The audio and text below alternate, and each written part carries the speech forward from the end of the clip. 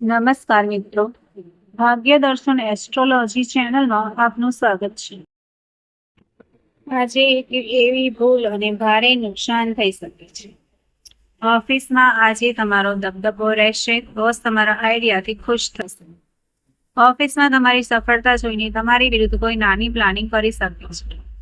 તેથી આજે તમારી વાતો કે તમારી સ્ટ્રેટેજી કોઈની પણ સાથે શેર ન કરતા. આજે લોટરી, સટ્ટા બજાર કે શોર્ટકટથી પૈસા કમાવાની લાલચ બિલકુલ ના કરતા. હવે આપણે જોઈશું લવ લાઈફ.